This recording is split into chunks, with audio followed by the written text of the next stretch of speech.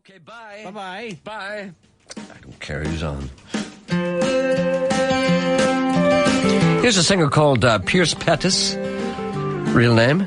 A song called Long Way Back Home. It's good. Let the highway calling me, or just my nervous energy. Either way, I had to leave. At least that's what I thought. What's the good in being gone if you're not there while your life goes on? And you're somewhere else, you don't belong. It's a long way, such a long way. It's a long way back home. Hollywood's got a walk of fame. People walk right on those names. You can tread on falling stars all the way down Sunset Boulevard. But all that glitters is not gold.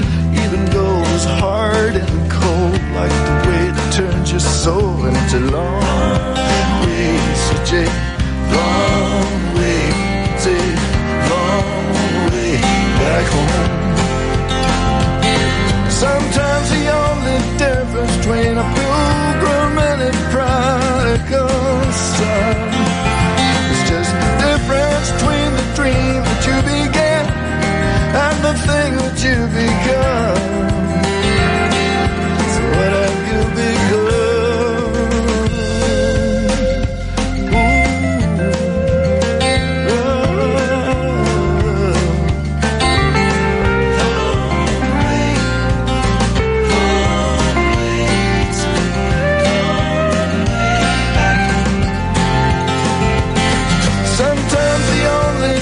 Between a pilgrim and a prodigal son, it's just the difference between the dream that you began and the thing that you become.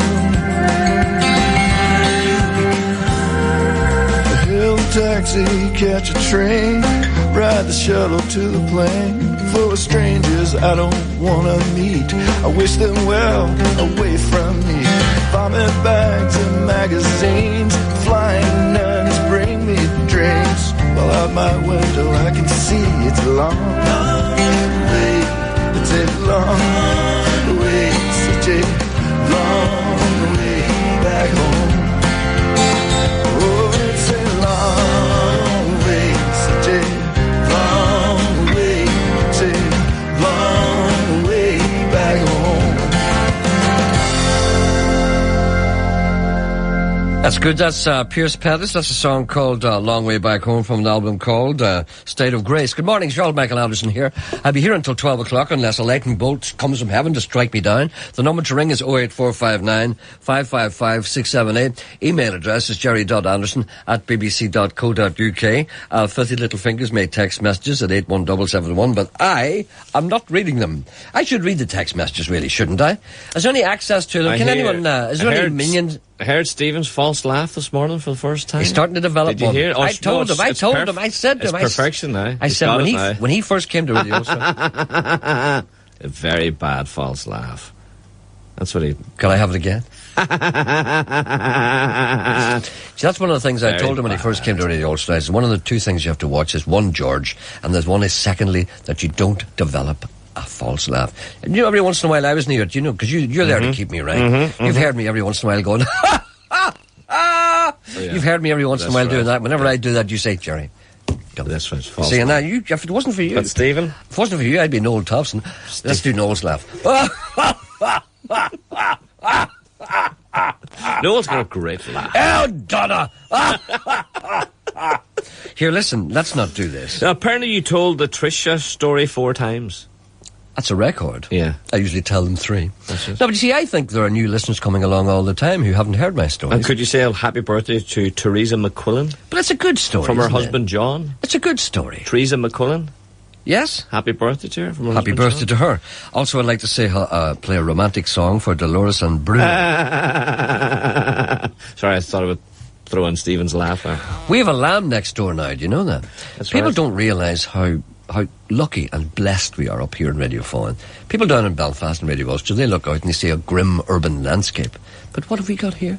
The window underneath which I sit. Yes, yes. I look out the window. What can I see? There's a cockerel down there. Yes. There are a number of fluffy rabbits. There's an What apple sort of tree. rabbits are they? They're bunny rabbits. Yeah, well, no, they're not ordinary rabbits. No, they're not ordinary No, rabbits. they're not. They're big. I big said they're brutes. not ordinary rabbits. No, Geraldine says they were. I was arguing with Geraldine. Last time she saw a rabbit was in a pie. I moved on. No, but see, and sometimes the rabbits It's crawl a under big the boy with fence. a big head. Excuse me. Big, long, drippy down ears. No way rabbits' ears are usually sticky uppy. They're These boy- drippy. these They're boys- floppy bunnies. They're like... They're floppy bunnies, I said. Was Stop that the- talking to her. You can't talk to her whilst I'm talking. It's my program. You can't sit there Is and that the talk to her. breed? Is that a breed called floppy bunny? Yeah. Or are you making that up? I See, made I it don't know, you see. I made it up. You see. Every once in a while... They're like Cocker Spaniels. They're not like Cocker Spaniels. The Cocker Spaniels' If you throw them a ears. stick, they never bring it back. And one of the things they do is they crawl under the fence, as you well know, and they come into the BBC car park.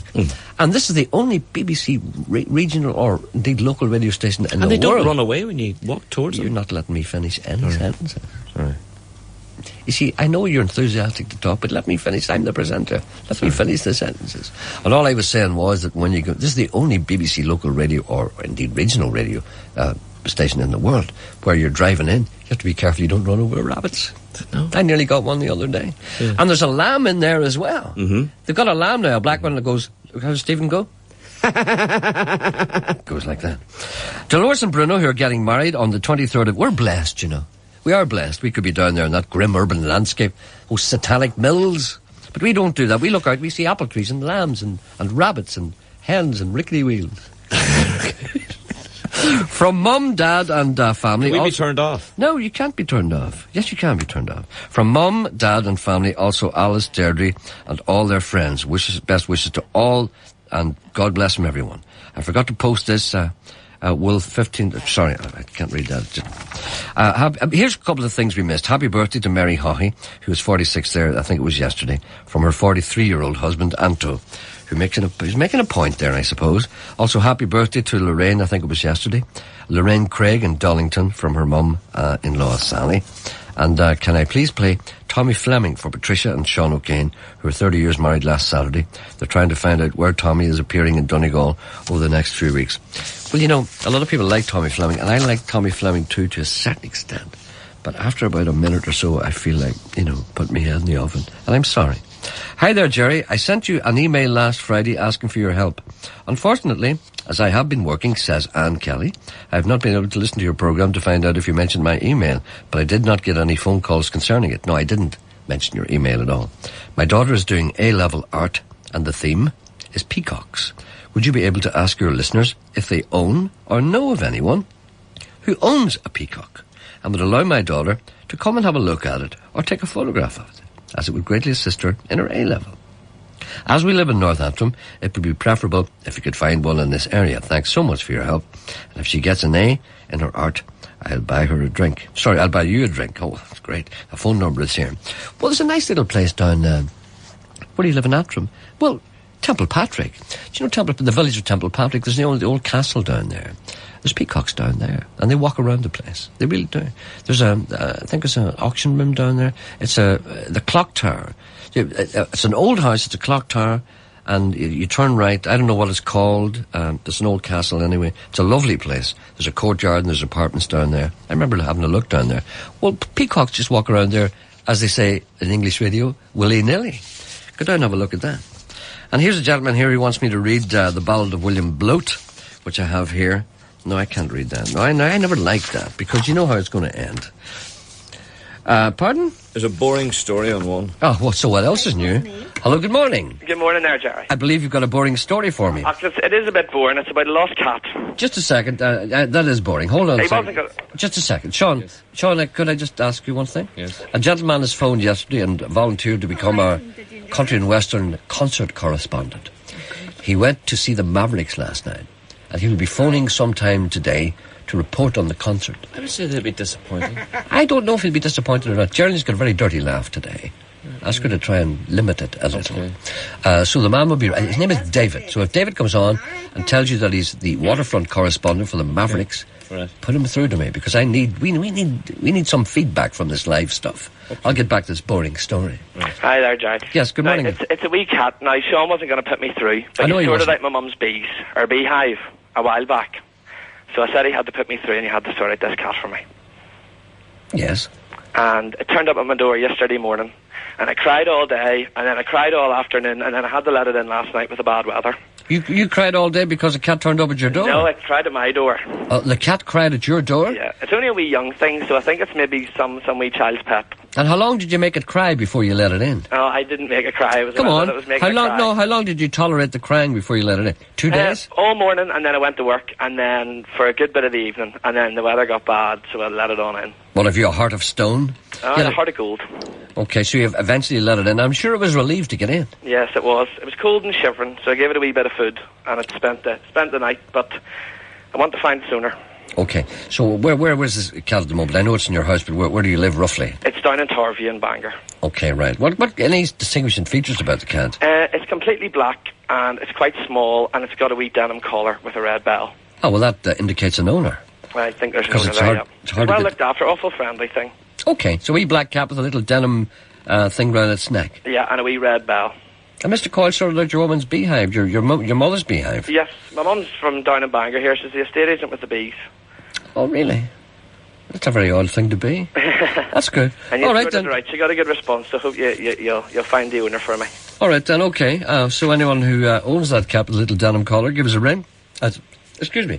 08459 555 678. Thank you very much, sir. Not a problem, Jerry. Thanks very much for your help. Bye. Thank Cheerio you. now. Bye-bye. Thank you, Sam. That was exciting. www.bbc.co.uk//Radio Ulster. Hello? Hello, Yes, who's that? it's David here, Jerry. Oh, David, tell me how you were at the Mavericks last night. I was indeed, yes, I was indeed. I enjoyed it, Jerry. I have to say it was one of the best concerts I've seen. I mean, you see, this is not what we want to hear. What did you want to hear, Jerry? All the bad parts of it? No, we want to hear an interest. We don't want people to come on and say, it was great. We want, anything happened that was interesting. Well, there was a few things that happened that were very interesting. I actually managed to get a couple of words with Rob, the lead singer, in the Hilton Hotel afterwards. Really? Yes, I waited and waited. And I was just saying to him, actually, a lot of people were actually saying, I was just talking to people that was beside me, and some of them listened to your show. Yes. And they were saying that they agreed about the pricing of the seats. Well, what was the story? There was a controversy earlier on about they were charging people a lot of money to stand. And then they withdrew that, didn't they? Yeah, they withdrew that, but with withdrawing it, Jerry, at the same time, it took away a lot of the atmosphere. I was at the original concert of the Mavericks a few years ago, and you were allowed to stand, but the ticket seats, the prices were a lot cheaper then. You're talking 4 years ago, £16 compared to today, $28.50. Well, that seems a little more than inflation. But you see, the thing about the waterfront is it's hard to stand there. Yeah, it is, but you see, when they had it the first time, as you can imagine where the stage is at the very bottom, they had a number of seats that were actually taken away, and people could actually stand. The only seating at that stage was in the upper tiers, where people could actually sit. Okay. And the difference between last night's show and I would say a few years ago was there was a mixture of a crowd. There was young children there, everything there the last time, and people were actually enjoying themselves, the atmosphere. But last night was more subdued because you had to actually sit in the seats, and you couldn't get up and enjoy yourself. No, you see, the Mavericks is not the sort of band that you sit and listen to. I mean, because there's not much going on there. They're kind of a dancing band. It's like a show band. It's like going to see Brendan Boyer and the Royal Show Band and sitting in a seat. I mean, you'd, as I said before, you'd have your head in the oven after an hour. Well, you would definitely have your head in the oven. But as I was saying to you, a number of people were saying to me that they listened to you and they were agreeing with the price of the tickets, etc. But now, one thing I would say is now they were on for near 2.5 hours. Oh, well, that's value for money, isn't it? That was excellent value. Incidentally, no, maybe perhaps we should correct something. I mean, I wasn't saying that the tickets were too dear. I was saying, because that's the standard price for concerts these days. But I thought they were just a little dear for people to stand around the side. Well, yeah. But then again, they waterfront people, they acknowledged that, and they altered it, didn't they? They did. They altered that part. But Jerry, I think what a lot of people were also heading out about was the fact that for the same price, you could be sitting at the front as you are sitting at the very, very back. Well, you see, that's another thing which would need some attention. So, but you see, what the Mavericks are, basically, they're kind of a Tex-Mex show band. Yep. And they will always be popular in Ireland in particular. Because we for some reason, it's something deep in our DNA. It's coiled in the spirals of our helix. There's something threaded in there that makes us like show bands, and I think it should be some way of getting it removed. Yeah. Well, actually, you see, the guy Raoul as actually the lead singer. Raoul? He has, yes, Raoul. Yeah. Yes, Raoul to his friends, Gerry, of course. Yes, of course. He was telling me actually he has relatives come from Wexford. Ah, they all say that. Well, I didn't know he was going to say that to me. See, if this was a proper radio programme, and, I have to admit this to you with my hand in my heart, if this was a proper radio programme, I'd be interviewing him today, but see, I don't care. That's the only thing. I could be bored of the Mavericks, But, and I'm just saying that in case people are wondering why I'm talking to you instead of talking to the people out of the Mavericks. I just wanted to know what the concert was like. I mean, I'm fed up talking to musicians and fellas in bands, because they'll always tell you that they have relatives in Wexford, and it's lies, usually. I'm not saying he's telling you lies, or nor am I saying that he's telling you porcupines. I'm saying that usually when people tell you stuff, musicians, it's normally lies.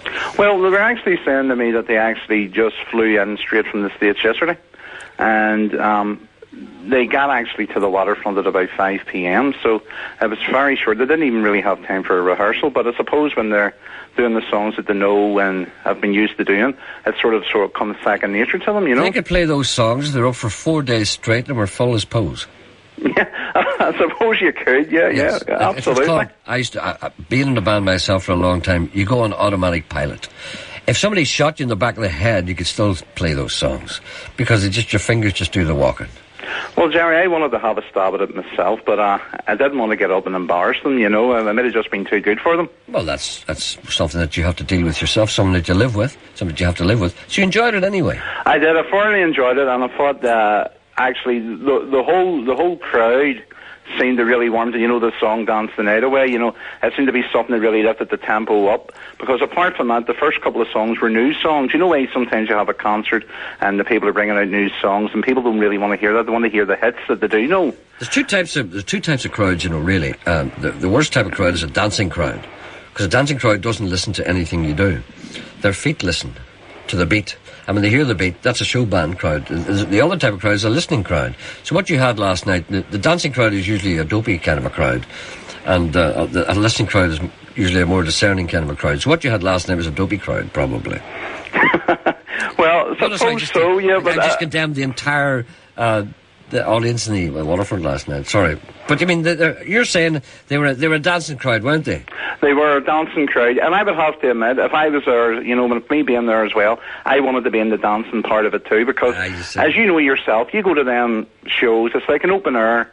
You want to enjoy yourself. It's very calm. You're getting on very conservative when you're listening to a band that's there really for people to enjoy themselves. I know, yeah. You're not listening to Strauss or you're not listening to Beethoven. That's right, you certainly are not. And that's the difference. But well, listen, the next time the Ulster Orchestra is performing Strauss, I want you to go along and tell me if it's a dancing crowd. So is that my next challenge then? Yes, go to a classical concert, see if they want to dance. Right, and report back to you Report back to me. Report back to me the next interesting concert you go to. I shall indeed, sir. You shall be our live music, our concert-going correspondent. What about the Italian Roman reporter? Now stop that. We don't do accents in this programme. All right, go away now. Okay, Gerry. Come back to me again, all right? All right, mate. Bye. Bye. Do you think I was too hard on the audience at the waterfront? I think you were rather hard. See your wee belly's back? Is there someone on the line here? Yeah, apparently you had an arrangement with Irene, and Irene tried to contact you in Belfast, but somehow she never got speaking to you. There's some problem here with Irene, and phone calls and birds. This is Irene who had the hamsters. Remember the hamsters who were eating one another? They were fighting with one another. Yes. Remember Mickey, Jimmy? I know. What were the names of them? I don't know. You asked me the name of 3 hamsters? Yeah. I don't know. My belly's not back. It is back. Where are they? It's the hamsters. Yeah. Irene's got them. Where is she? She's on one. That's all I want to know. Yeah, but she's got a problem. Her friend's got a problem with birds. Good. Hello, good morning. Hi, Gerry. Are your hamsters eating each other yet? Never mind the hamsters. It's about my friend has started in her eaves. I know about that. Did you get anybody to hunt them out? No, she never got any answer from me. Oh dear. So let's try that again. So she's got starling in her eaves. Starlings in her eaves. Yes, and she wants to know how would she get them out. How many has she got? She got a whole lot up there. Oh yeah, her husband cleared some out the other day, but there's still more. How did he clear them out? Get a flamethrower or something? Eh? How did he clear them out? What did he do? He was up and whoosh! There was eggs and all in it, and he cleared all them out, but they're all back again. Made an omelette. Eh? Well, you see, you sound quite disturbed at this, or maybe you're distracted. You're doing something else at the moment? I'm distracted because the postman was at the door there. Well, do you fancy him? Or? No, I do not. That's all right. No. What have you heard? Well, you know, it's a man in uniform, you know. I know, I have to get my dog's outside. I have to get her in now too. All right, then. So it's all go then in your house today? The starlings are in these, right? And they are very troublesome. And her husband has cleared them out several times, but they keep coming back. All right, so what you want to know is how does a man or a woman... She wants to know how would you get rid of it. It's not me, it's a friend of mine. She won't go on to speak to you, I don't know why. Okay, no, I can understand that. And she asked me to go. She's just after ringing me this morning and asked me to go to ask you. All right, can anyone now suggest how a woman gets rid of starlings permanently in her eaves? Yeah. Her husband was up and hunted them, but they came back. And he... Yeah. All right, then. Okay. I'll ring David Attenborough. Well, whatever then, okay. Okay, then. Right, thanks, Gerry. Bye. Speak to you soon, bye. Bye. Anyone who can help at all, by all means, give us a ring at 08459 555 678. Were you looking peacock? Peacocks?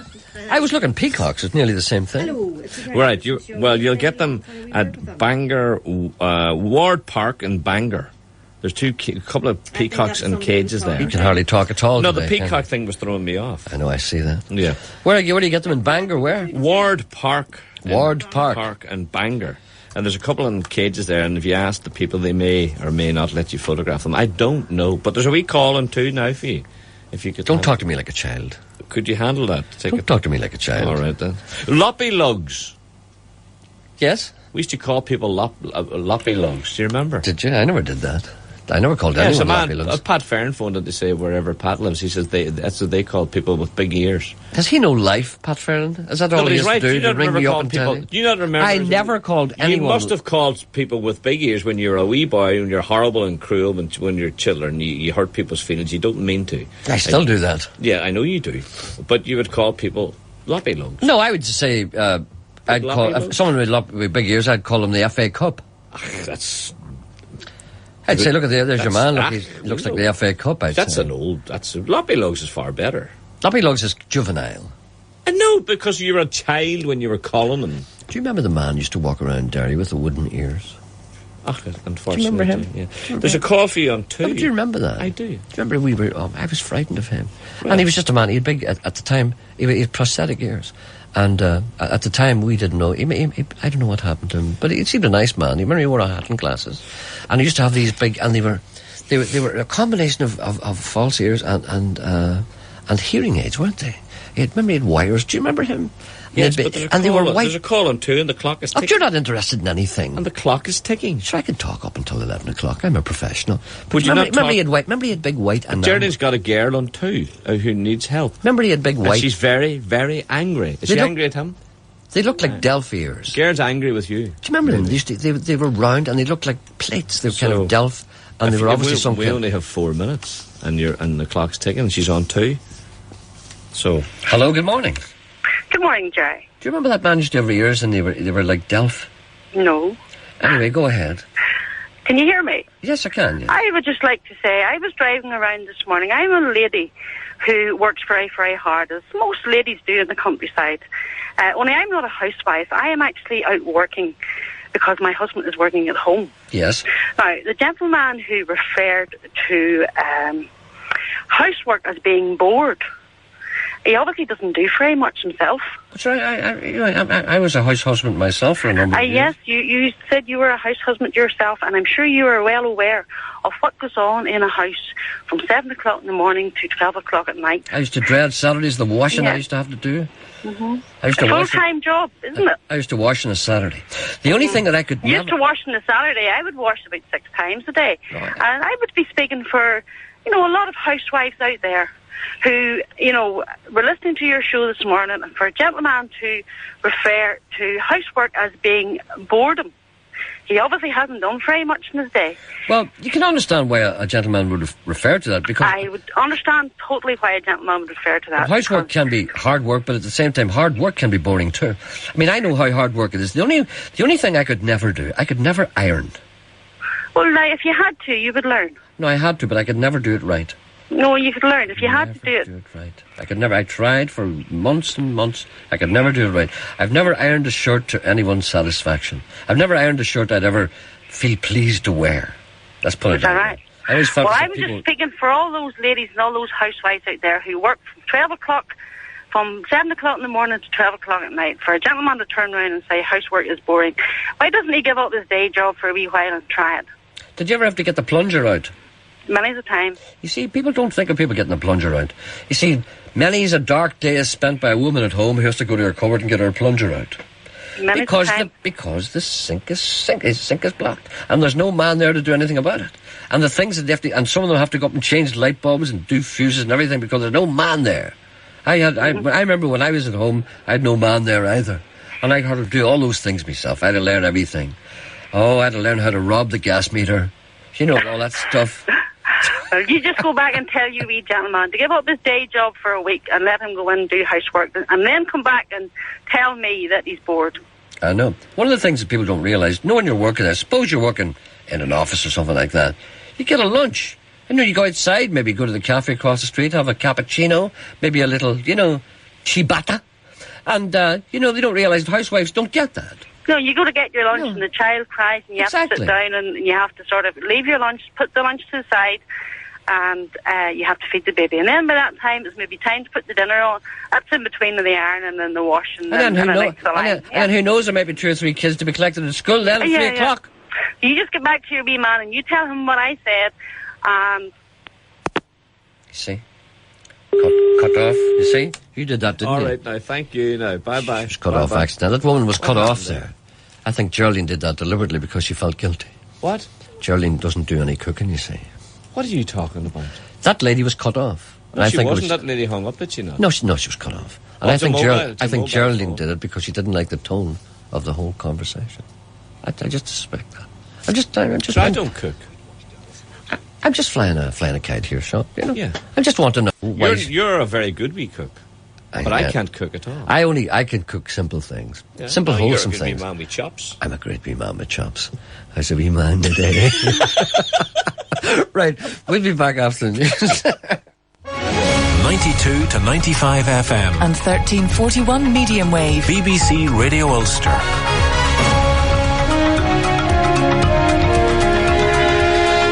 And with the news at 11 o'clock, this is Keith Burnside. Explosions have destroyed 3 police stations in the Iraqi city of Basra. Reports say about 55 people have been killed, some of them children on their way to school. A 4th blast at a police academy in the outskirts of the city has killed 3 Iraqis and wounded 2 British soldiers. BBC reporter Dominic Hughes is in the Iraqi capital, Baghdad. It's been a bloody morning in Basra. First, 3 bombs exploded outside police stations in the city centre at around 7:15 as the busy streets were full of traffic. Car bombs appear to have been used with devastating effect. A British military spokesman in the city says more than 60 are now thought to have died and nearly 100 have been injured. Among the dead are 20 school children travelling in minibuses that were caught up in the attack. Then 2 more explosions, this time near the city's police academy, which seriously wounded 2 British soldiers. The Iraqi Interior Minister has strongly condemned the bombings. Samir Sum'ati said the Iraqi authorities were determined to bring an end to what he called this cancer invading his country. We will not allow these criminals to succeed in their evil endeavor, and Iraq will be free, stable and democratic. That's our dream. There should be no mistake that we will achieve it. There's a security alert near the office of an SDLP Assembly member in Londonderry. A black pipe with tape wrapped around it has been found on Infirmary Road near the office of Pat Ramsey. The road's been closed to traffic. The Israeli nuclear technician Mordechai Vanunu, who was jailed for revealing details of Israel's atomic program to the Sunday Times, has been freed from jail. Mr. Vanunu spent 18 years in prison, much of it in solitary confinement for treason. In an impromptu statement at the prison gates, he told the waiting crowds and press that he'd no more information to leak. I am proud and happy to do what I did. I am very glad that I succeed to do what I did. I don't have any secrets. My case is dead. Since the article was published, there is no more any secrets. Workers demanding pay increases over and above the rate of inflation have been warned by the Chancellor that they could threaten Britain's economic stability. In a speech to the British Chambers of Commerce, Gordon Brown also insisted that plans to cut 40,000 civil service jobs will go ahead and made it clear that pay deals need to be realistic. There will be no going back to the old days of inflationary pay deals that would put hard-won economic gains in jobs, prosperity and stability at risk. Police have arrested 5 anti-nuclear protesters who got inside an RAF base earlier today. The incident happened at RAF Northwood in West London, the British military headquarters for planning overseas operations. Protesters from a group called Trident Ploughshares said they wanted to highlight what they claimed was a lack of security. And the weather forecast, rain spreading from the west and very windy with gusts to gale force at times. BBC Radio Ulster News. BBC Radio Ulster. Travel news. Well, starting with public transport, and normal services will now resume on the Portadown rail line. However, delays can still be expected to services, including the Enterprise. At the City Airport, this morning's 10:15 arrival from Southampton has been delayed until 5 to 12. And the Met Office has issued a motoring weather warning. Heavy rain and strong winds are to affect the whole of the province, leading to difficult driving conditions, particularly on motorways and for high-sided vehicles, so do take extra care. Sinead Maguire reporting. Travel news from BBC Radio Ulster. On Talkback today, croissants and ceasefires, the packed Dublin business breakfast for Gerry Adams. Did the fat cats not read that IMC report? What did Europe ever do for us? Do you know? Do you care? And why it's wicked to live in White City. All that and much more in Talkback with me, David Unseath, after the news at noon. Thank you, David. Welcome back. It's just coming up to 25 seconds to 5 minutes past 11 o'clock. I've got that one right.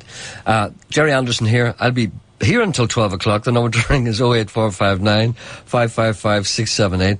We'll be giving away 2 tickets now for our BBC Radio 1 one big weekend. In case people think it's not 2 sets of tickets. Somebody said to me a bit of confusion the other day. It's only 1 set of tickets, and we don't know if it's for the Friday or the Saturday. It's potluck, so keep listening up, and we'll do a little competition. I'll ask you a silly question. The number to ring if you want to contact this programme, apart from that, for any other reason, is 08459. What did I say? You said Friday or Saturday. Saturday or Sunday. Sorry. Barbara. Saturday or Sunday. 1 pair of tickets for Saturday or Sunday. We're not quite sure which is. It's a mishmash. So the number to ring is 08459 555 678 for all other queries and indeed information about the programme. Email address is jerry.anderson@bbc.co.uk. Okay, why not do that now, actually? Here we go. Let's do that now. Let me just see if I can get this right. Right. Let's do it! One big weekend. Get ready. Radio 1's One Big Weekend is coming. And here's your question for today's golden ticket giveaway. Which DJ hosts Radio 1's Essential Selection every Friday evening? Which DJ hosts Radio 1's Essential Selection every Friday evening? The number to ring is 08459 555 678. That's 08459 555 678. Give it a go, and you could be a winner of today's golden ticket giveaway. I can't get no sleep.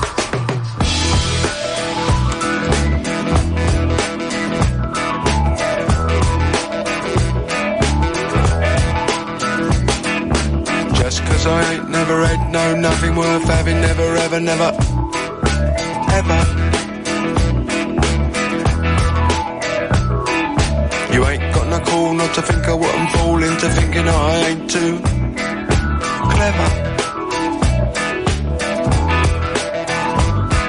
And it ain't not having one thing, no, not another either, neither is it anything, whatever. And it's not knowing that there ain't nothing showing an answer to the name of Trevor. However, just 'cause I ain't never said no, nothing worth saying, never ever, never, never, ever. Things I got read into what I never said till my mouth becomes me head, which ain't not all that clever. And it's not saying one thing, no, not another either, neither is it anything I haven't said, whatever. it ain't not proving that me mind ain't moving an answer to the name of Trevor. However, knock me down with a feather, clever Trevor.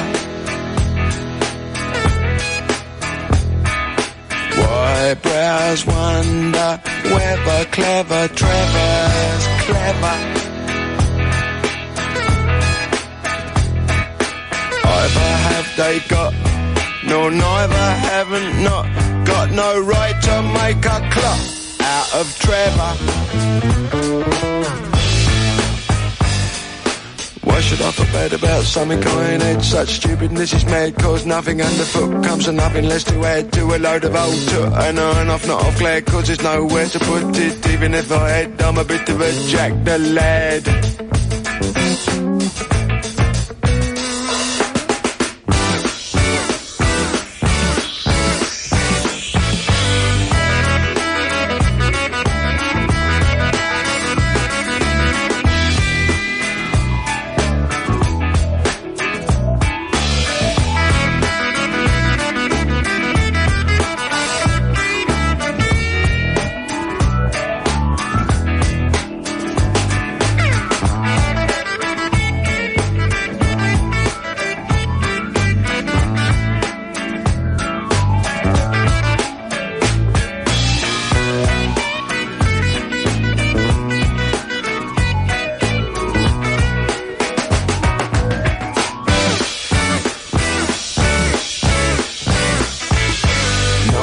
Me down with a feather, clever Trevor.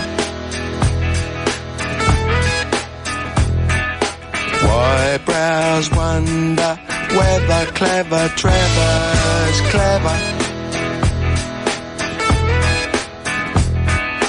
Either have they got, no neither haven't not got no right to make a clock out of Trevor.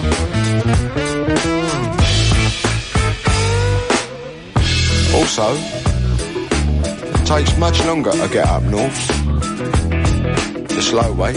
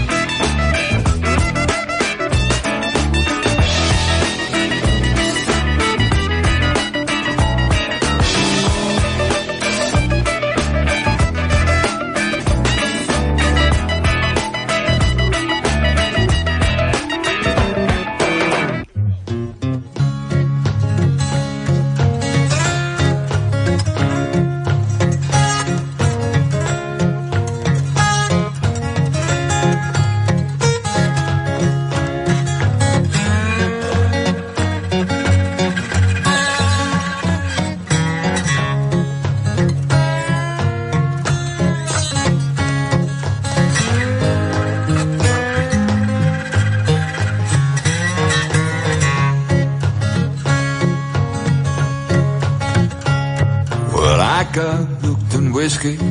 It was a terrible thing. I just didn't dream the truth like swinging on a swing. I was a flying high. I was a flying high.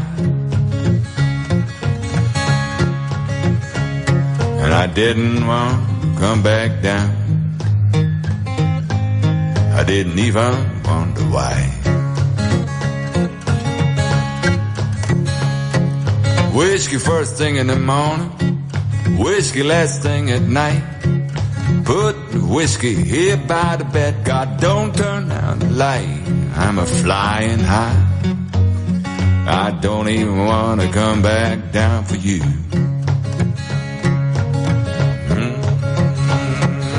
Let me go swinging, swinging my boots. Now I lived by singing and playing with booze that didn't work so good. My hands began to shake so bad, my head was made of wood. I was a flying high to the moon. And I did not want to come back down. Anyway, not too soon. When I began to notice 'twas already too late, my health had really gone to hell. I hardly slept or ate. I was a flying high. You know, I thought I was doing good, but I could not even count to 10,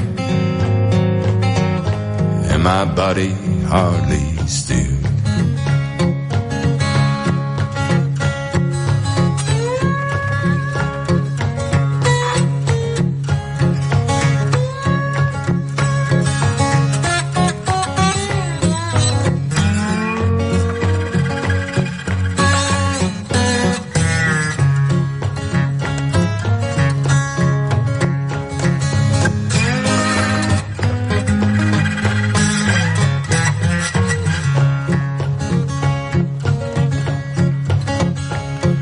I still thought things were swinging, couldn't even get out of bed. They took me to the hospital where they gave me up for dead. I was a flying high, that I was doing good, but I did not want to come back down, and I wouldn't have if I could. Well, something in there.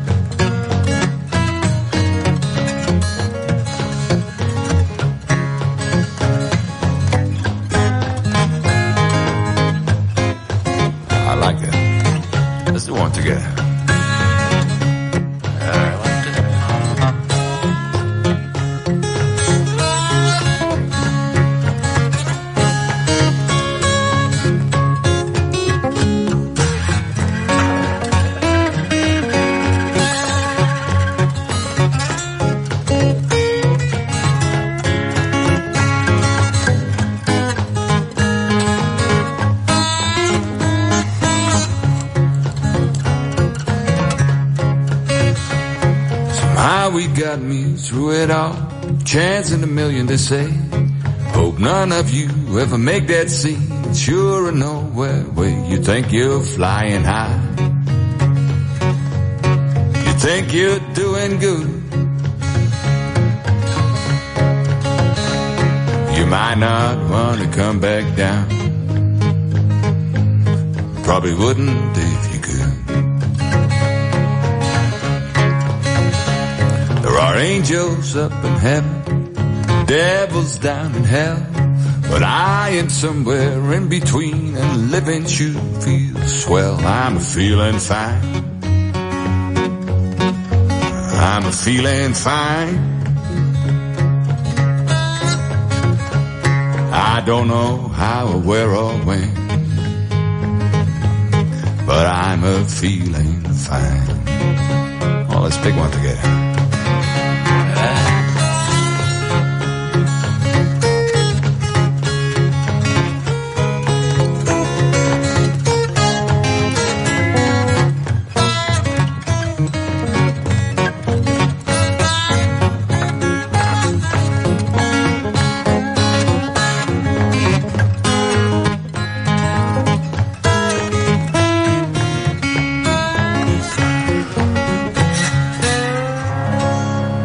Oh, it's some nice music there. That's from an album called Banjo Man. That's Hans Thiesank, Thwesank. That's a song called 24 Hours a Day. Sorry about that. Before that, we had Ian Gerry and the Blockheads, commonly known in the north of Ireland in Northern Ireland. Be careful saying that. As Ian Drury, but he's not Ian Drury. He's Ian Gerry, and that's a song called "Clever Trevor" from an album called "Reasons to Be Cheerful." The very best of Ian Gerry and the Blockheads. People probably ring up complaining that we should be playing Roy Orbison instead, but that's another story. I'm just thinking. I think I'm way off the beam as regards popularity and public taste, because I've just got this thing here today. It's called Back to the Movies, fantastic hits from the pictures, or the movies, the flicks it's called. Right. And I'm looking at this, right. And I see Can I there's... see the front of it? There's the front of it. Have I got it? Let me see. You may not have it. It's a new release. It's called Back to the Movies. Right. And I look at it, it's a double CD, and there are 21 tracks on one side and 18 on the other. That's 39. How long it took me to add that up. There are 39 tracks, and I hate every single one of them. Well, run one or two. By the way, your competition's closed. Who won the tickets? We're just sorting it out now. I'm just... Gerry's just getting me a name here now. It is Denise White. Denise White. Congratulations to Denise White. Denise White, and the competition is now closed. She shall be going to the ball. Okay. That's on one set of tickets for Saturday or Sunday. The big Radio 1 big... No, big, is it not the Saturday? Well, nobody took the trouble to tell me if it's a Saturday or not. Is it Saturday? I beg your pardon. I thought maybe you would have told me if you'd known. I've been giving away Saturday tickets. You've been giving away in there? No, in the wee show. On your wee show in lunchtime, you're giving away Saturday tickets. It's Saturday tickets. Well, why do you assume that I'm giving away Saturday tickets too? Because I don't know. How come I don't know what tickets I'm giving away? Because we don't see them. Are we giving away? Did that person win a Saturday tickets or Sunday tickets? Saturday. Okay, but it's only because you've been giving away Saturday tickets. No, it's Saturday tickets. Well, why do you assume it's Saturday tickets? Because you've been giving them away? Saturday tickets. Are they there? We've it all sussed out. That's okay. I'm just trying to make sure you've got it right. Joe Cocker and Jennifer Warren's Up Where We Belong. There's a man up on the roof. What? Would you...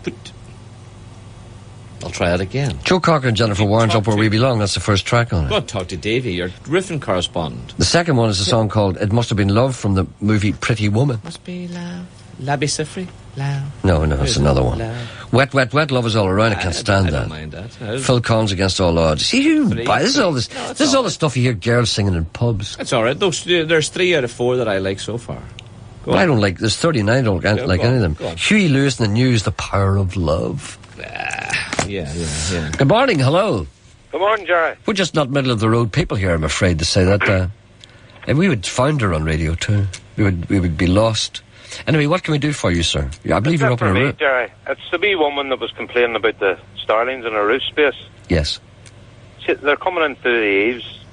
Well, she said that. Probably needs her eaves pointed. Well, many of us do.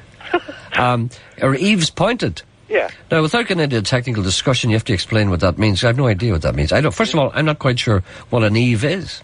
You know the apex of the roof? The what? The side, the gable wall. Okay, no, you'll have to help me on this. I'm standing in front of a house. No, go around the side. Go to the gable wall. The gable wall, that's the place where there's the big wall, where the hooligans stand up against and drink. That's right. All right. That's the one. You look up towards the roof, it's in the shape of an A. An A, yes. Yeah. Well, up the sides of it, there's cement to hold the tiles on. Yes. It cracks over the years and falls out, and that's where the birds get in. The birds get in there? Or else they're getting in underneath the tiles if it's a tile roof. Okay. So, what do you suggest should be done? Well, she needs it repointed again, or else she needs expanding foam under the tiles to keep them out. Right. I took one out yesterday. There was 4 eggs in the nest. Well, that sounds like an omelette to me. But I said to the woman, what am I going to do with them? She says, give them to me, and she threw them straight in the bin. I'll bad art. Exactly. I wasn't doing it like I handed her the nest now, and she threw them in the bin. Well, I'll tell you what, I hope she's a mother. Eh? That's a fine example. She wouldn't do that to her baby, would she? They do no harm, like. It'll be a bit of a nuisance for a couple of months. Yeah, well, because then again, you have to sit on them for a long time. She probably didn't have that kind of time. You know? But one of the things that you're saying is that you should get over, what do you call that, foam stuff? Expanding foam if it's a tile roof. They get in underneath the tiles with a wee hump on the tiles. Yes. Is that an expensive kind of procedure? Can be? Not really. No. Well, that's the only thing, is to spend money, throw money at it. It's the only way to fix it, really. That's the only way, Gerry. All right, The side of it needs pointed, tell her. Tell Sean to give her my number and I'll explain to her over the phone. Maybe you could even do it for her. I mean, do you do that kind of thing? Is that what you do? I'm in North Down here. I don't know where she is. I don't know where she is either, no. But maybe you could help her in some way. Okay, well, if Mr. Coyle would feel it in his heart, which he probably won't, to do somebody a good turn, he could give her your number and vice versa, and you could discuss the whole thing, and she could have her eaves pointed at will. No problem, John. All right, then. Thank you. Thank you. God bless you. God bless. Thank you. As a woman needs her eaves pointed. Aye. You would know all about that stuff. You're a scummler, aren't you? No, I had to put netting wire up around a wee window.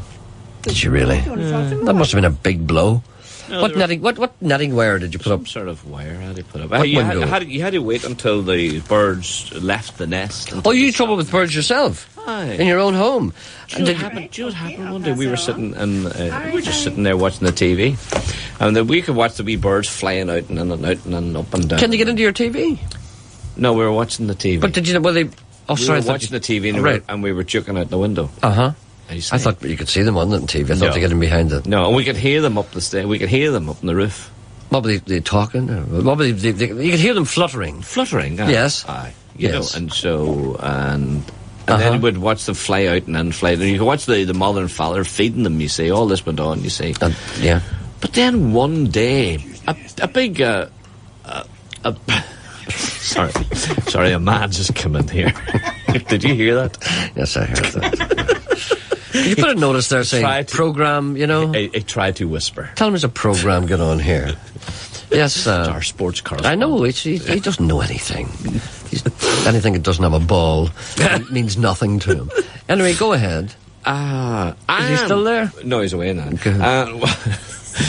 And one day there was an awful kerfuffling going on. He threw you completely there. He did. There was an awful kerfuffling going on. Oh, squawking and squealing, feathers flying and whole lot going on. And out in the front garden, the wee scaldies. This bird went in and took the wee young birds out of the nest and tried to fly away with them. And then the wee bird fell out of its beak and fell down the front garden. And this big dirty brute of a bird, I don't know what. I don't know if it was a magpie or not. I don't know what it was, but it was killing the wee young bird right in front of the window. And then another one appeared with another wee young, and we're doing the same. It was an awful sight, so it was. That's a whole different world. So we said, right, that's it. That's the last year. We can't have that at all. We can't have. The wee scaldies killed. Aye. Well, they're a tasty morsel, you know. You should have lifted them up and boiled them. Anyway, that's a terrible story. There is a call on too. I know. Hello, good morning. Is that me? Do you ever boil your scaldies? That's her. No. Who's this? What is it? That's Helen. Ellen? Helen. Am I on to you? You're on. No, you're not on tape. You're on the radio. I mean, yes, am I speaking to you? Yes. You're speaking to me, yes. Oh, how are you, Gerry? I'm fine, thank you. Did you ever boil your scaldies? Did you? No, of course you didn't. You're a real woman. Did you ever throw your eggs in the bin? No, you don't have to answer that. My phone is funny, though. Well, whenever you get it sorted out, you can tell me what you want. Now, if you can hold between the boobs and listen. I can hold between the boobs. I've done that for a lifetime. Sean said not to get nonsense from you. Did he? Don't worry about those boobs. They're immaterial. I think it was British Telecom timing my call. I don't know, but you're paying for timing. Gerry, a problem, not very big, but a little problem. Yes. On Saturday night, my husband and I are going to see Eric Clapton. Eric Clapton? Where will he be playing? He'll be in the Odyssey. Oh, that's for part of BBC Music Week. Right. Well, that'll be a great concert, that. It's brilliant. I'm really looking forward to it. Yeah. My husband has one little problem. The tickets are standing seats. And while he is a few years younger than you, he probably isn't just a spit. He's not great on his feet, is that what you're saying? And he's listening. He's listening at the moment. Well, is he a dancer? No. That's the thing. No, he's not a great dancer. He's not a great dancer. Well, you see, this is the problem when you have a standing seat. This is for dancers only. That's what I was saying. And are they... This morning talking about that band last night, I was thinking, you do need to be a dancer, don't you? You do need to be a dancer to stand. Now, tell me this. I should know the date, but I don't know this. When is Eric Clapton appearing on the Odyssey? He's there on Saturday, coming Saturday. This Saturday? Oh, that'll be a great night. Because I know it's... I saw it advertised in the Radio Times when they're broadcasting it, but I didn't know when it was going to actually be recorded. Well, how do you get tickets for that? Oh, he got them ages ago. I think it was for my birthday. I was surprised. He did actually go to National Travel to get them. Yeah, you get them through the BBC, don't you? No, I think he got them over the... Maybe he just went... Oh, dear. Whoa, that's bad there. Sean, would you get that lady back? We couldn't... a blast of interference interrupted our conversation. I certainly shall. Claire's on one with a scam. Right, hello, good morning, Claire. Good morning, Gerry. Sorry about that. Hope it didn't scare you too much. My ears off. No, it's just that I've had 2 or 3 phone calls from a company in Canada calling themselves Imperial Majesty Cruise Vacations. Imperial Majesty Cruise Vacations? Yes, and gave me their name, etc., and phoned me back. I've had about 4 calls, and they gave me a number which I had then to keep, and eventually they phoned and said I'd won this wonderful holiday. Which, of course, I said, what do I have to do? Oh, they went through it all, and I'm sure they were on for over half an hour. They had to speak to my husband, etc., and the twist at the end was then, can we have your credit card details, please, because you have to pay $898 plus other expenses. Right. And as soon as I said, I'm sorry, but I don't give my credit card details, we get these scams all the time, we're always being warned. Yeah. And she had used Alamo, she had used Ramada Hotels, and etc., and said these are well known. And I said, yes, I understand these names are well known, but I don't know who you are. Yeah. And I said, no, you can talk from now until doomsday, and you will not have my credit card details. At which point the holiday was withdrawn. So I just wondered if anyone else had been getting these calls, and to warn them, because she is certainly very persuasive. Well, you did the right thing. The thing to do, if anyone ever asks you for your credit card details over the phone, always say no, no matter who they are, because nobody... I told her I wouldn't even give it to my daughter. No, absolutely, because, we all know what your daughter's like. No, well... You don't know. Well, one of the things that people should never, ever do, no matter what the circumstance, because no reputable firm will ever ask you for your credit details over the phone. And certainly out of the blue, just a absolutely not. A cold call. But that may not be the end of it. You need to wait for your phone bill. Did they ring you, or did you ring them? I'm wondering about that, because even though I did do 1471, she wouldn't give me a number, and she even told me the insurance company was somewhere in Ballaraki. Ballaraki? Mm-hmm. Some insurance company that was covering all this, and she gave me the name of it. Oh, very, very persuasive, and but no telephone numbers. No. No, just scam. Obviously, it's probably. It worries me. She's using Ramada holiday, and I know that these people do. They take people to the resorts and give them a week, because my sister in America has had one. Yeah. And I'm just wondering if anybody would fall for it, because... Yeah, well, it sounds very plausible. These people are probably ringing you from a hotel room in Amsterdam. Probably, yes. No, you did the right thing. Anyone who's ever asked their credit details on the phone, never, ever give them. People, Gerry, that I wanted to ring you, and it's the only way I can get it over the air. No, that's okay. No, you did the right thing. Thanks for doing that, because a lot of people would do that unwittingly. I got a scam this morning too, as well. I was mentioned briefly to Claire. Yes. But it came on the internet, an email. I didn't get a chance to read it all, but no, I was savouring it, so I'll keep that until after the programme. Yes. But I've got to travel somewhere. I don't know if it's London or where I've got to go, but I'm getting... so many $1 million. Oh, that's handy for you. This is a good time for you, because you're in need of a few quid at the moment. But I've got to hand over €12,500. I'm sure that's easy. Sure, if you're going to get $1 million back, sure, what's that? It's nothing. I'm offered to lend them the money. I can't wait to go. Well, why do you have to give them the money? Well, I don't know. It's some sort of security. To cover their expenses? Whatever it is. I looked at it and I said, this is great. I'll save this and keep this later. Well, I mean, if you only give them €12,000, they're going to give you millions. But you know what? You'd be a fool not to. Do you know what I've been doing? Well. And I don't know, Claire, and maybe I shouldn't be doing this, but I respond to the email. I say, this is great news, can't wait, please send further details. I encourage them. So I emailed back the guy this morning and says, wow, can't wait, this is great news. And the man sits straight up in his chair in the hotel room in Amsterdam and says, we've got one. We've got one, We've got one on the line here. Got one on the hook. We've got a. I We've got to try it. I would encourage people to answer it. Yeah, everybody should do that.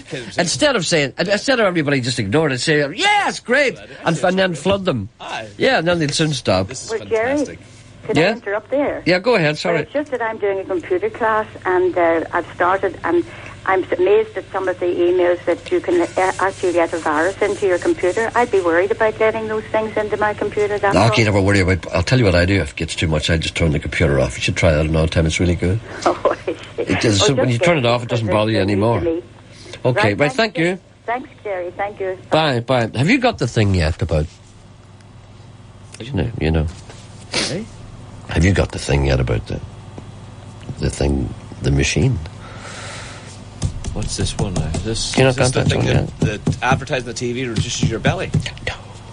No, it makes something bigger. Have you got that on the email yet? Did you see the thing that reduces your belly? The belt that you strap on? No, I didn't see that. No. Why would I want a thing like that? So that's totally irrelevant to me. It's a waste of money for a fellow like me to buy something like that. Someone like me who doesn't need that. But have you seen the other thing that makes something bigger? I think I know where you're going. Well, is it you send it to me? Somebody is. I don't know who it is, but I don't need it. I don't know. Whoever sent it to me, stop it. Look at the time. I know.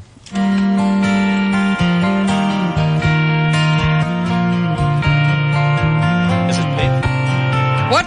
Is it painful? It's not easy to do it. But You're thinking about it. Yeah, but how could you go out with it on?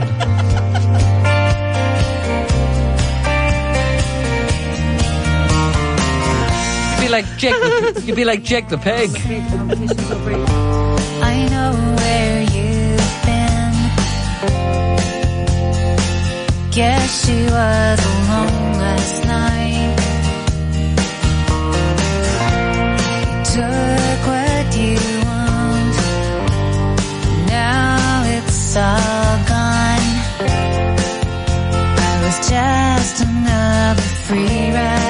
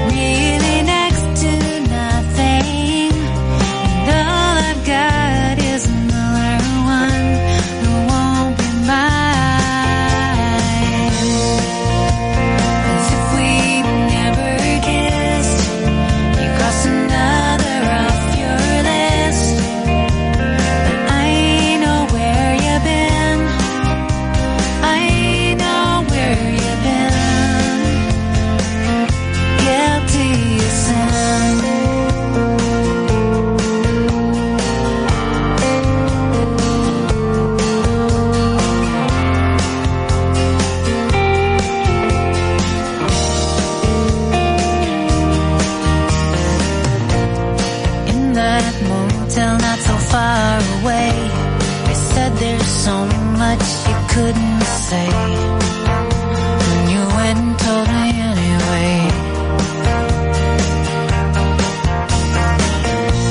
My new red shoes under the rented bed, stolen kisses are sweet, you said, and I bought that tired line again.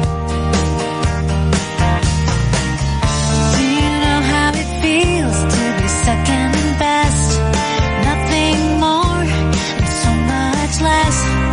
I wanna be the one who wins and turns away, as if we never kissed. You crossed another off your list, but I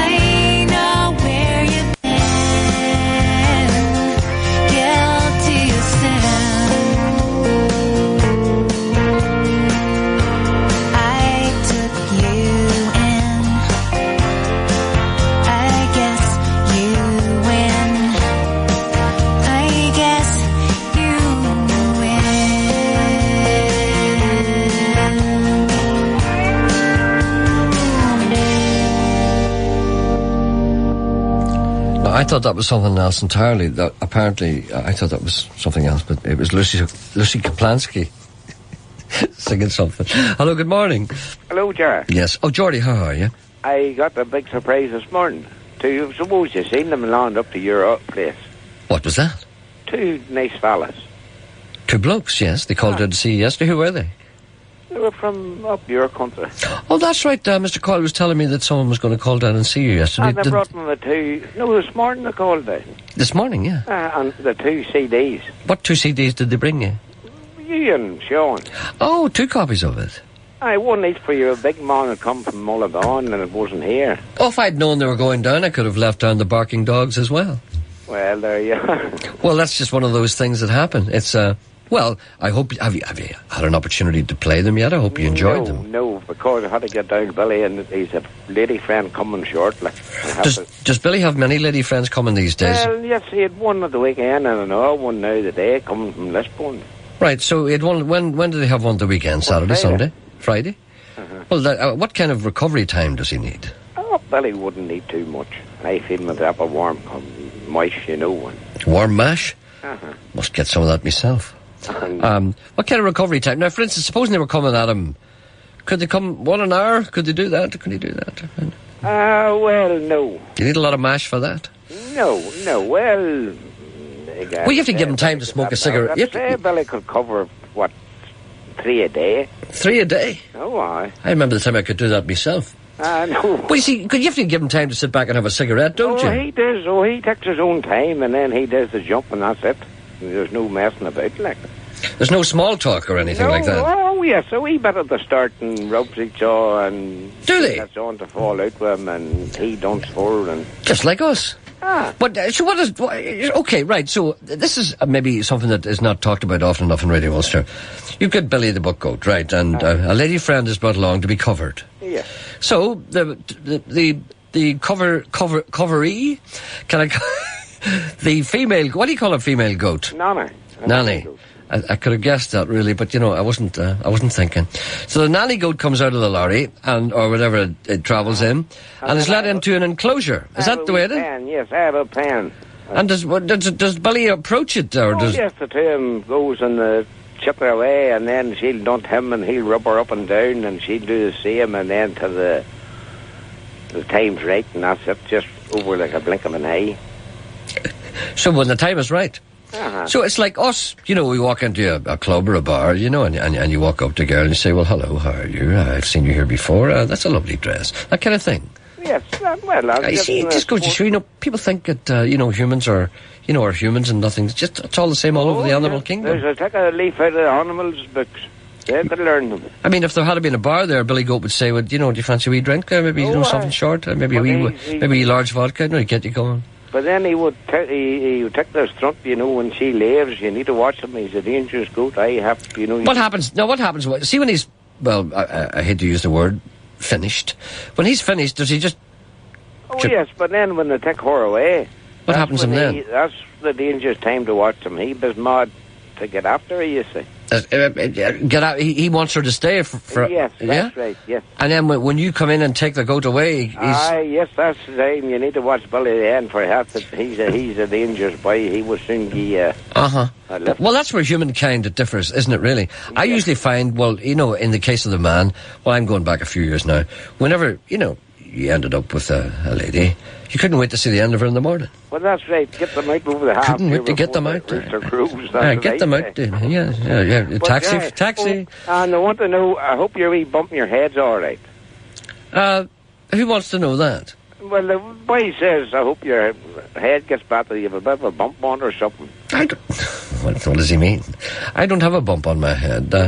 Is he referring to my small bald patch, perhaps? No. I think there's a wee bit of a shindy with you and Sean now. Oh, not at all. No truth in that whatsoever. What kind of tales is he carrying down to your farmland? Well, I don't know. What did he say to you exactly? Do you know what they said? You look very rough yesterday too.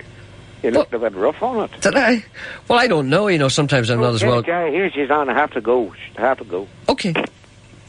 He's away. He's just away. He said he had to go. He said there's somebody coming to the door, and he said he's away. There's a man on 3. See, there's a goat coming to be covered. Well, this man had 5. Well, you see, that's too late. I'm sorry, Geordie's gone. Hello, Gerry. I'm sorry about that. You wanted to speak to Geordie, didn't you? No, not at all. I came in, I was just finished the milking of my goats, and I just came in there, and I burst out laughing when I heard Geordie saying it was all over in the blink of an eye, because last week I had an old nanny that dropped 5 kids after just having the blink of an eye. Well, you see, a lot of people, this is one of the things that it's one of the modern myths, isn't it? Yeah. You see, we are getting a false impression of how nature works because we're reading the wrong magazines. Well. And we don't realise that, this sex thing is just, it's functional. Well, it's very functional, just if it's... I know, but you mean, we keep reading about Posh and Becks and... Oh, God, what... And Jordan. What have they done for society, either of them? You see, did anyone... someone said this the other day, and I feel this quite strongly. You never read anywhere in the papers about the possibility that David Beckham might be a good parent, but actually someone who is a bit flighty as well. Well, that's right. Because like nearly all of us. Spend £1,000 and whatever, £10,000 was it for his child's first birthday? What will that child remember of that birthday? It's like any time. If you buy a child something worth 5 or 10,000 quid and give it to him, he'll play with the box. That's right, but you'll see nowhere in the papers the possibility that he might be a good parent and maybe just every once in a while stray. See, people don't accept that. No. But see, this is the way most people. That's your wife fainting in the corner. It was me tipping a plate and the pot fell But off. what you have to realise is that that's the way a lot of people live their lives. Of course it is. They're very good parents, but every once in a while, with someone else, and it's not. I mean, is it the end of the world? No. As long as nobody finds out, Gerry, all I wanted to say was, my old goat met the billy, went pop, pop, pop, had 5 kids, and then she went and dropped down dead after it. So would I probably. Well, she might have been at the old Viagra. See, a lot of people are dropping down. Oh, well, they've been divorced now because he's back home. All right, well, that's a shame. Your goat died. Yes, but I have got 3 others milking, so we've got 12 kids out of 4 nannies. That's not bad. That's good crap. Well, you'll never need a lawnmower anyway. Oh, gee, they don't eat my lawn. Do they not? No. Lawn grass is far too good for goats. They prefer the weeds, the dockings. You see, this is the sort of things that I don't know. You see, if I had a few goats, I'd have them out there doing the weeding. Well, they wouldn't do it. Would they not do? Would they not eat a lawn? No, they eat the rubbish. You should see an old goat twisting her face to try and bite the head off a thistle. I've never seen that before. She's good crack, boy. Really? That wouldn't be a very attractive sight. No. It's just like a donkey chewing a wasp. No. It's like, it's like what people used to say to me, he had a face like a plate of mortal sins. Like a donkey chewing a wasp. Yeah, you can imagine the goat, screaming at me. Yeah. The tins away up at Muirkirk and the other one's at New Cumnock giving it wallop. Well, listen, if you can capture a photograph of the goat eating the thistle, I'd be very interested in that. Well, I shall do that. But in fact, we're in the local paper this week. Why don't we could put it on our internet, a goat trying to chew a thistle. I shall do my best to get Will one you? over to you. Capture that moment. I shall indeed. All right, then, thank you. Thanks, Gerry. Bye-bye now. Bye. Now, there's the thing I never thought of. Wouldn't that be a great photograph to add to my collection? Is that not a standard holiday postcard photograph? The goat with the thistle? I've never seen it. I think it is, Really? Correct me if I'm wrong. I've never seen that. But it kind of looks... It looks like kind of... Like Wendy Austin a bit. There's... What would you feed a goat? If you owned a goat, if you were a goat owner... Right. Now, if I owned a horse... I know I would give it spuds. Or would you? You'd give it apples. What would you give a horse? I don't know. You'd give a horse spuds. No, you'd give it apples? oats or something. Be some horse you have. No, you'd give it something. Give it oats. Do you hear the expression, live horse and you'll get oats? Yeah, but what would you give a goat? I think you'd give a goat nearly anything. No, but you couldn't. Scrambled egg and toast. What would you... for dinner time... I met a woman the other day, when she was walking her little dog. Mm-hmm. And it's a nice wee dog, but it's a wee bit fat on it. And do you know the way you stop... as you do when you have a dog and you talk about your pets, talk about your quadrupeds. And I said, they're a wee bit portly, that wee dog. I said, what does it eat? And she said, it eats the same as we do. I said, what do you mean it eats exactly the same as we do? I said, really? Well, I mean, that's not a great surprise, because many dogs do. But she said, I said, what does it have for its breakfast? And she said, bacon and eggs. And I said, well, how does it lift a fork? And she said, You're joking. No, what she does. No, but I thought it was lovely. You. No, let me tell you this. Please let me finish. You can't give a dog bacon and eggs. Let me finish. I said, how does it eat the bacon and eggs? She says, what we do is it has its own wee plate. And she says that we sit beside it and we cut up the bacon and the eggs and we give it to her in a fork. I said, so in other words, all the dog can't do is work its own knife and fork. I said, no, we do that. So I said, in actual fact, what the dog does, he gets a knife and fork and he eats bacon and eggs the same as you do. I said, yes. And I said, well, what does he have to drink? She says, he has a drop of tea. Oh, well, we the dog had drank tea every day. There's nothing wrong with that. I think that's great. And I said, well, what does it have for his lunch? She says, whatever we do. So what they do is they just give the dog exactly what they do. And let me tell you this, the dog is as healthy as a trout. Yeah, but a dog likes a drink of tea. Some. Yeah. But I said to her, what happens when you go out for a drink at night? She said, oh, we leave the dog at home. I said, well, why didn't you bring it out for a pint of stout? Hello. I got excited telling that story. Yeah, no. I mean, it was all lies, of course. No, it's not all lies. No, it started off as truth. Yes, I know. It started off as truth, and then I got excited. I would say we'll be reading that in the Belfast Telegraph. No, you won't. You'll be reading that in the Belfast Telegraph. And I'll tell you this. You see, it's the part that's true is the part that it eats bacon and eggs, and it has its own plate and knife and fork. That's true. I made up all the rest of it. I've never known a dog to eat bacon. Well, there you are. St. Columba's Ladies Guild are holding their annual coffee morning and sale on Saturday morning from 11 to 1. There'll be wigs in the green there. In St. Columba's Parish Hall in Kings Road in Belfast. That's this Saturday. There'll be a car boot sale on Saturday from 10 to 1 p.m. in Mavilla Presbyterian Church. That'll be a hoot in Newton Ards. Could you please play... I'm getting a lot of requests to play covers of Rolling Stones songs by country artists, an album called Stone Country. I must hush it out and play some of these tracks. I'm getting all kinds of requests for it. It's a long time since I had scone bread and a fresh egg. Is that a fact? Is there someone on the line here? There's a call in one. Hello, good morning. Hello, is there someone there? Hello? Yes, how are you? Sorry about that. That's all right. Okay. What can we do for you today, I wonder? Well, I'm listening to you on the radio this morning, and you're talking about people working out. I don't think I was, no.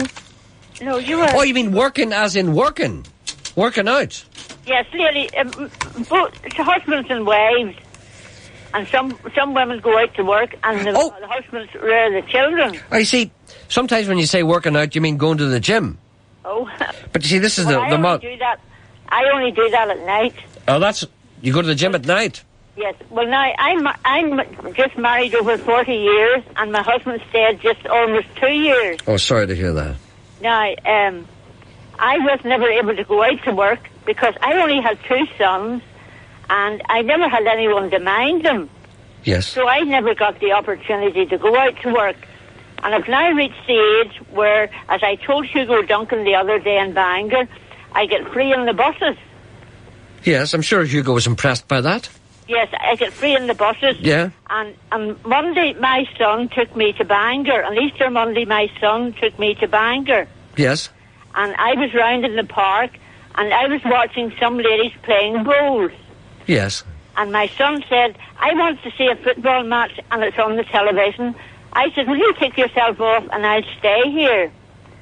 So I was sitting watching the ladies playing bowls, and on the far side of the bowling green from where I was sitting, I noticed a lady coming along with her dog.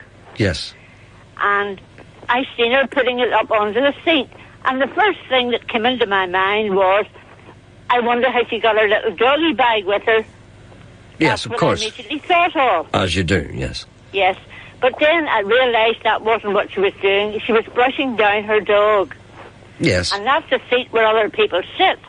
Yeah. Now, that lady spent almost half an hour brushing down her dog, and it's just as well I wasn't there, because I would have said something to her. Well, you know, there's nothing terribly wrong with that, you know, really. Yes, I know, but when you're brushing down a dog, you should do it in your own home. Yeah, but, you know, it's not a terribly horrible thing to do outside. Is your objection that people would come along and sit in that seat? Yes. Yeah. Well, you could have gone onto the grass and brushed your dog down there. Yeah, I suppose that's... But then she'd have to bend down. It'd be hard to get at it.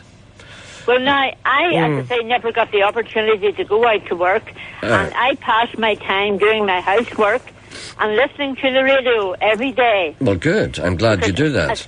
As I told Hugo Duncan, when you're in the house all day on your own, if it's a bad day, you can't go out, and you're in the house all day on your own, it would drive you up the walls. I know. Because one thing you like is company. Yeah, I'm the same, yeah. Yes. Okay, so well, I usually call in and see people who are in homes or else in nursing homes.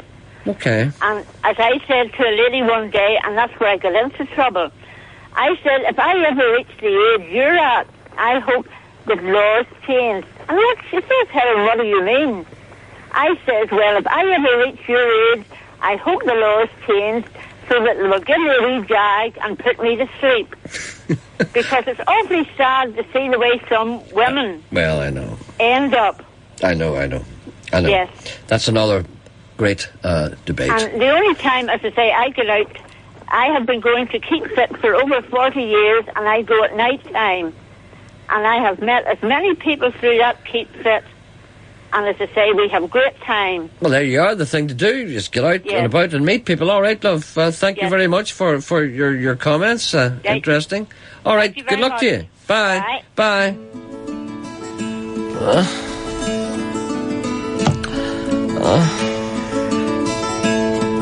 Here's one of those little songs we played yesterday, which people quite like. The field mouse gave a birthday ball and asked her neighbours one and all. She held it in a splendid hole, was kindly lent by Mr. Mole. There was no end to nuts and roots, berries red and candy fruits.